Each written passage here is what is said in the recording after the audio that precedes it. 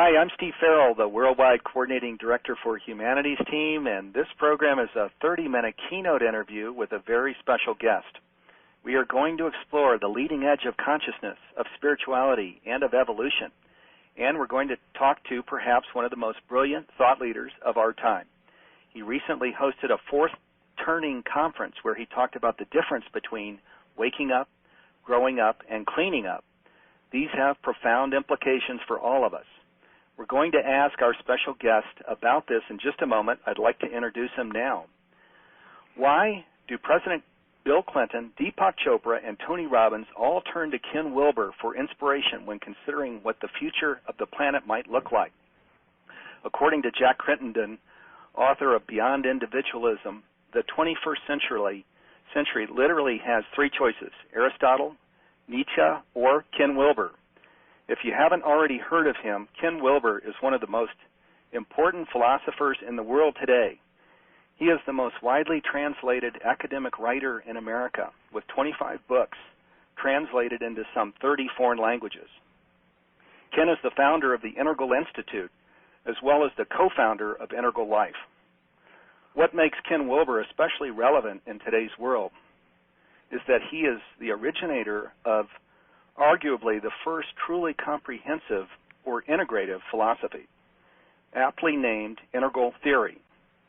As Wilber himself puts it, I'd like to think of it as one of the first believable world philosophies, incorporating cultural studies, anthropology, systems theory, developmental psychology, biology, and spirituality. It has been applied in fields as diverse as ecology, sustainability, psychotherapy, psychiatry, education, business, medicine, politics, sports, and art. And welcome to Global Oneness Day, Ken. Great to have you with us. Bless you for that wonderful introduction. It's very generous. Well, and of course, it's all true. Ken, let me just go right into this because we have just these 30 minutes together. Sure. During your fourth turning conference earlier this year, you covered some exciting new ground. You talked about integral Buddhism and integral spirituality's human growth and transformation process through waking up, growing up, and cleaning up. Can you tell us a little bit about these practices, and then if there's time, we'll talk about how they're integrated in it and interconnected, and maybe we can talk about waking up first. Sure. Let me say that the idea behind waking up and growing up is that human beings have two major types of development or evolution that they can go through. One involves states of consciousness, including meditative states and peak experiences and altered states and so on. And this developmental sequence is said to run from, at one end, the narrow, skin-encapsulated ego, partial, fragmented, broken, and stuck with inherent suffering, to, at the other, the identity of the individual with the infinite ground of being itself, what the Sufis call the supreme identity, a radical one taste or unity consciousness that's known as enlightenment, awakening, metamorphosis, moksha, satori. According to virtually all the world's great wisdom traditions, this developmental path of waking up goes through 4 or 5 major stages, what we'll call state stages, and we'll cover those in just a moment, and leads to our own discovery of an identity with ultimate reality itself. So this is clearly an important developmental pathway, and it has been understood for thousands and thousands of years, going back perhaps as far as the original shamans and their vision quest some 50,000 years ago. The other path, the path of growing up, consists not of states of consciousness, but of structures of consciousness. And these are only discovered about 100 years ago, because they can't be seen by looking within or introspecting. So it took humanity just forever to stumble on these things. But the stages of these structures of consciousness are more like the rules of grammar than they are like meditative states. When you have a meditative state experience of being one with the entire world in a state of love and bliss, you definitely know it. It's completely clear and obvious. Those are states. But these structures can't really be seen at all. Again, like the rules of grammar. Everybody raised in a particular language-speaking culture ends up speaking that language quite correctly. They put subjects and objects together correctly. They use adjectives and adverbs correctly. And in general, they follow the rules of grammar of that language quite correctly. But if you ask any of them to write down these rules of grammar, not one of them can do it. In other words, they're following this large set of rules but have no idea they're doing so, let alone what those rules actually are. Structures are like that. They are the stages of maturation, of growing up, that all humans go through. That is, all of our multiple intelligences, which we'll also talk about shortly, no matter how different they are, all of our multiple intelligences or different lines of development go through the same 6 to 8 major levels of development. So different lines, same level. And these levels of development are quite different. They are independent variables from the stages of development of waking up. So you can be highly developed in one of those paths and poorly developed in the other. So we'll come back to these growing up stages in just a moment. So as for waking up, the stages of waking up seem to be based on 4 to 5 major natural states of consciousness. The traditions usually give these as gross states, such as waking physical consciousness, subtle states, such as the dream state and certain meditative states and states of creativity and so on, and causal states, such as formless awareness, deep dreamless sleep, and infinite abyss or emptiness. Then something called turiya, which is Sanskrit for the fourth, and simply means the fourth state of consciousness after the first 3 of gross, subtle, and causal. And this state is said to be a pure awareness, or the pure witness. It's the observing self in you right now that is aware of your egoic self and everything that is arising moment to moment. Ramana Maharshi called it the I, the big I that is right now aware of your small I. When you are aware of yourself right now, the self you are aware of, the self you see, is your ego. And the self doing the seeing is the true witness, or your real self. And then the final highest state, called beyond the fourth, which is the unity or non-duality of the witness with everything witnessed, or the unity of subject and object in a pure unity consciousness, a pure oneness, one taste, the supreme identity. And this is the state of enlightenment, awakening, satori, and so on. So Evelyn Underhill, in her classic book, Mysticism, concluded that all Western mystics go through the same 4 or 5 major stages. There's usually some sort of conversion or peak experience, then gross purification, then subtle illumination, then infinite abyss and dark night, then pure unity consciousness, gross, subtle, causal, and unity. In the East, Daniel P. Brown has compared 14 root texts of Mahamudra and texts of Dzogchen, the Yoga Sutras of Patanjali, the Abhidharma stages of Theravada Buddhism, various Chinese texts, and found all of them, although differing considerably in details, nonetheless all go through the same 5 or so major stages of development, from gross thoughts and feelings to subtle illumination and insight to causal formlessness to awakened non-dual unity. The same gross, subtle, causal, and unity stages. These show up time and time again in virtually all of the world's great meditative and contemplative traditions, East and West. You see them in St. John of the Cross, St. Dionysius, St. Teresa, and so on, as well as in Vedanta, Tibetan Buddhism, contemplative Taoism, Neo-Confucianism, and so on. But oddly, these stages of waking up don't show up in any Western developmental models. Those deal only with the structure stages of growing up and have no stages of waking up, which is, of course, disastrous.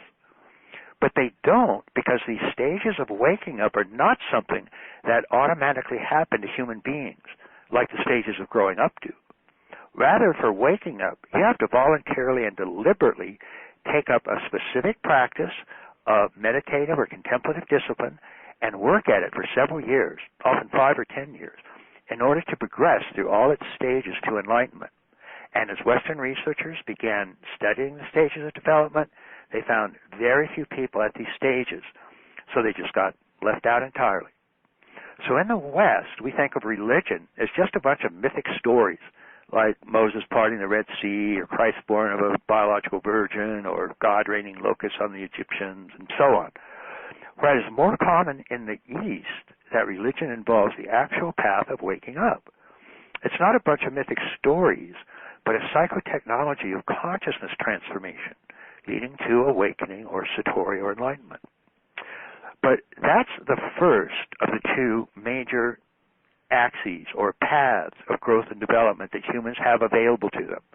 It's clearly very important and needs to be included in any overall growth program for anybody seeking their own highest potentials. Now, as for growing up, this involves the levels or stages that all humans go through as they do indeed grow up in any major capacity or major intelligence. These multiple intelligences that we all have include cognitive intelligence, emotional intelligence, moral intelligence, aesthetic intelligence, musical intelligence, kinesthetic intelligence, interpersonal intelligence, and so on. Now, there are dozens of models of this growth and development process, but what's so interesting is virtually all of them describe the same basic 6 to 8 major levels of development that all of our lines of development go through. Now, as you go through these various structure stages or levels, you won't know you're doing so. These are like the rules of grammar. You follow them faithfully, but have no idea you're doing so. So, structure stages are so hidden and so hard to see that they weren't discovered, as we said, until around 100 years ago. And that's one of the reasons why not a single meditative tradition or great religion has anything even vaguely resembling these stages. So we have this weird split in our understanding of growth and development. Half of our models of development around the world, those dealing with states and waking up, mostly in the East, are completely ignorant of the structure stages of growing up. And all of the models of growing up, mostly in the West, are completely ignorant of the state stages of waking up. They thus lack enlightenment, awakening, and so on. Humanity really, until just the last few decades, has never put these two developmental paths together and been aware of both of them. Literally, our entire history is a history of a broken and fragmented humanity. But now, just recently, we are aware of both of these, and so we can start to put them together and practice both of them together, leading to a genuine wholeness and fullness and a real unity, and for the first time in history. So what are some of these levels or structure stages of growing up? And they are called structure stages to distinguish them from the state stages of waking up. These are given many different names depending on which multiple intelligence or line of development is being studied. So Maslow, for instance, in the needs line, called them the physiological needs, the safety needs, the belongingness needs, the self-esteem needs, the self-actualization needs, and the self-transcendence needs. Lovinger, in the ego line, called them the fusion or symbiotic stage, the impulsive stage, the self-protective stage, the conformist stage, the conscientious stage, the individualistic stage, the autonomous stage, and the integrated stage. You can see the general similarities in their sequences. Maslow's safety stage is Lovinger's self-protective. Maslow's belongingness is her conformist. His self-esteem is her conscientious. His self-actualization is her integrated, and so on. Gebser named these levels as they appear in the worldview line as the archaic, the magic, the mythic, the rational, the pluralistic, and the integral. James Fowler found that a human's stages of faith go through essentially those same levels. Mythic, Fowler called mythic literal, because the person at that stage believes all the myths, as in the Bible or other root religious texts, are all literally and absolutely true, are the very word of God. Then the rational level emerges, and all the myths are questioned. This is the emergence of the stage of modernity and rational science. And then the pluralistic stage, which criticizes and deconstructs rational science, which is the beginning of the recent postmodern era. And Clara Graves, a pioneering developmentalist, found an incredibly important distinction in these stages. The first 5 or 6 of them, archaic, magic, mythic, rational, and pluralistic, are all called first tier because they all believe that their truth and values, and their truth and values alone, are the only ones that are really and genuinely real. All the others are childish or goofy or just plain wrong.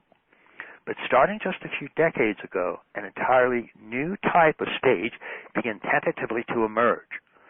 Graves could hardly believe his data at first, but he ended up calling this new stage a cataclysm of meaning, a monumental leap in meaning. And that was the emergence of a stage of development, which is called integrative or integral, meaning inclusive and comprehensive. And this stage believed that there was some sort of importance and significance to every single previous stage that had emerged. While each of them think that their truths alone are real, the integral stage finds all of them are real and important. If nothing else, these are all major stages in the overall growth and development of human beings. And just like the evolutionary developmental sequence from atoms to molecules to cells to organisms, you can't get to cells from atoms by skipping molecules. Every stage is important. Every stage is needed. And the integral stage, which is called second tier to distinguish it from the previous earlier first-tier stages, the second-tier integral stage seemed to intuitively understand the importance of all these previous stages. Thus, for the first time in history, a stage that was truly inclusive, truly comprehensive, truly holistic, truly embracing began to emerge, and this was indeed a monumental leap in meaning. Now, in both these sequences, waking up and growing up, one has to start at square one and begin one's developmental journey from there. So in growing up, everybody is born and everybody begins in every multiple intelligence at the archaic stage during the first year or so of life. Then moves to the magic stage, ages 1 to 6. Then the mythic stage, ages 7 to 12. Then the rational stage, which emerges during adolescence in today's world. And then, if growth continues, into the postmodern pluralistic and then second tier integral. Right now, only about 5% of the population is an integral, and that means that 95% of the worldwide population is at first tier, which means stages that are excluding, divisive, partial, fragmented, and marginalizing, which is why for every 1 year of peace in humankind's history, there have been 13 years of war. You can't have peace at any first-tier stage, because that stage doesn't believe there's any significance or importance to any of the other stages. So there will be fundamental disagreements and disharmony across humanity with that scenario. We see this every day in the so-called culture wars. The culture wars, critics agree, are a battle between 3 major sets of values: the traditional religious values, the modern rational scientific values, and the postmodern multicultural pluralistic values. In short, the traditional, the modern, and the postmodern. Those are exactly the latest 3 major levels to emerge in humankind's history, up to but not including the integral. In other words, they're the 3 highest levels in first tier. The traditional religious values come from the mythic literal stage, the modern scientific values come from the rational stage, and the postmodern multicultural values come from the pluralistic stage. And each one of those is fighting for dominance. Each one believes the others are idiotic.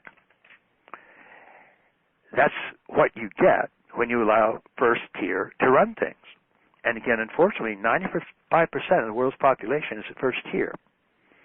So what would we recommend with these 2 paths in mind? The first is simple education.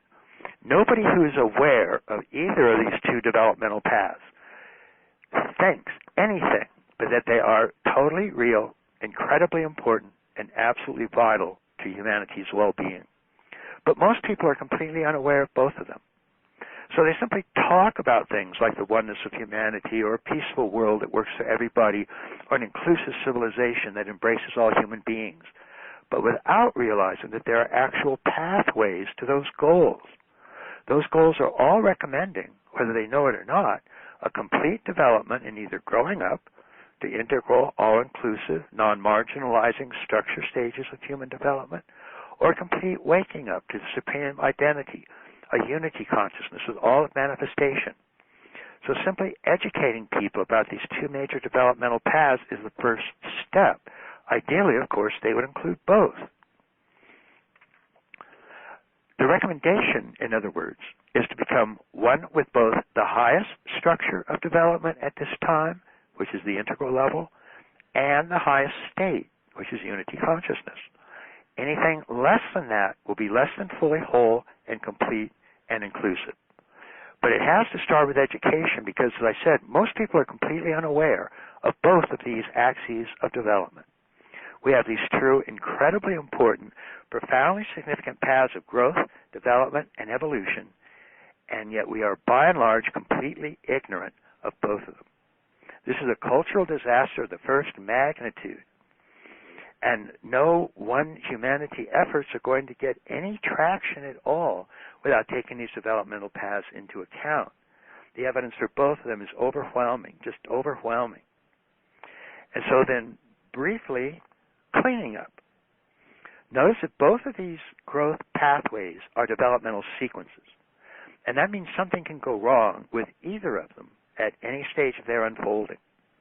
And the most common thing that goes wrong is that some element or aspect or item of that stage becomes denied, disowned, dissociated, repressed, tossed out of the self system, and then often projected onto others. This unconscious, disowned material is generally called the shadow, and it drives everything from neurosis to psychosis. Here's a typical example. A research study just recently focused on avid anti-homosexual zealots, men who have spent much of their adult lives crusading to deny homosexual rights and even to make their actions criminal. But the research demonstrated very clearly that when these men were shown homosexual pornography or gay erotica, they were much more aroused than the average straight male. In other words, they had denied their own shadow homosexual desires and impulses and projected their shadows onto gay men, then sought to get rid of their shadows by getting rid of homosexuals. This is a pure case of shadow boxing, denying some impulse or desire of your own, pushing it into the unconscious, thus making it shadow, and then projecting that shadow onto others. I know somebody has a lot of this shadow material, but since it can't be me, it must be somebody, anybody else. And so I project that shadow material and end up shadow boxing my way through life. So many of the boogeymen or women that we create, quote, out there, are really projections of our own little black hearts. And until that's understood and dealt with, any sort of peace process will be sabotaged by the shadows of those who otherwise sincerely seek peace, although their shadows do not. And by and large, the shadow wins. So that's a brief overview of these growth paths of waking up and growing up, and the things that can go wrong in either one of them, and the necessity for cleaning up. So overall, it gives us a little bit fuller path of human growth and development for both individuals and, of course, worldwide humanity. Wow, how fascinating, Ken. Gosh, I wish we had a couple hours. This is true every time we get together to have a discussion, but so important you're ending with the importance of education here. And sharing that these axes of development have not really been out in the open until now, and that means the spotlight needs to hit it big time. The evidence for them both is just overwhelming. It's just absolutely overwhelming. Absolutely, it is. And we have, we've got, about 5 minutes, and I've got a little wrap-up. But, Ken, your conference that was sold out, this Fourth Turning Conference, where you went deep into all of this, you shared at the time of the conference it was a historic opportunity for our religious traditions to grow and evolve to include all of this latest scientific, psychological, and cultural insights. Just, in a minute or two, what, did you achieve all of that? I've heard great things about the conference. Yeah, it went beautifully. And what we had were individuals that were fully transmitted Buddhist teachers in a particular lineage that had also been using an integral approach. And so they were incorporating growing up and cleaning up and other aspects of the integral approach with their own traditions, paths of waking up. Because virtually all the world's great traditions they're often called esoteric paths, and they're sometimes called secret, and they're reserved for just highly qualified students. But they do have these paths of waking up, and they have their meditative or contemplative paths. And then they have the exoteric teachings, which tend to be all the mythic stories and the stuff that are for, quote, the average person. So these people already had access to a good tradition of waking up. But they didn't have growing up, and they didn't have cleaning up, because these just aren't included in the world's great religions. So what we're trying to do, of course, is we think that these are applicable with any great religion. And I just finished, there's a small book an e-book called The Fourth Turning, and introduces the material. And then I did a much larger treatment, a book coming out by Shambhala next year called The Religion of Tomorrow. And that deals with applying these items to virtually any of the great traditions. And we think it'll have to happen sooner or later, simply because these are realities that are occurring in every individual anyway. So you don't have a choice of whether, you want them there or not. You've got a choice of being aware of them or not. But they are there. So it's better to take them into account consciously than to just continue to get slammed by them in an unaware and blindsided fashion. Wow. Well, we're down to our last 2 minutes in this. I just want to say that this material that you covered, Ken, is so important because, as you share, there's quite a process to go into unity consciousness. It's not something that just happens through light meditation. So I want to thank you so much for taking us through this. And Ken, how can people find these books and find and learn more about you? What site might they go to? Sure. Probably the best would be to start at integrallife.com, and they can get introductory books like The Integral Vision or A Brief History of Everything. I mentioned The Fourth Turning as an e-book. And there's a lot of videos and dialogue material on that particular website that can also help people get started. And once people get onto it, it generally turns out to be a really significant awakening for them in a lot of ways, and turns out to have a lot of application in a whole lot of different areas in their lives. The integral approach itself has now been applied to over 60 human disciplines. I mean, we have people doing integral medicine, integral nursing, integral art, integral psychotherapy, integral education, integral politics, and so on. So we're hopefully getting more holistic, more complete, more inclusive approaches to all these disciplines. So I want to encourage everybody to check out those sites, the Integral Institute site, the Integral Life site. I myself look forward to reading the transcript of this program, and these transcripts are available because it lays out in just a completely no-nonsense way what this latest wisdom is as we look at our religious traditions and this path that we're all on that takes us to unity consciousness. So, Ken, I want to thank you so much, as always. Gosh, you were fabulous, and I thank you so much for joining us this year, and many thanks to all of the people that work, the many, many hundreds, thousands of people that work in the integral communities and that support your work. We are among your biggest fans here in Humanities Team. I also want to thank all of the listeners that are part of Global Oneness Day. Thank you so much for being here with us. We appreciate it, and the next program is coming straight up.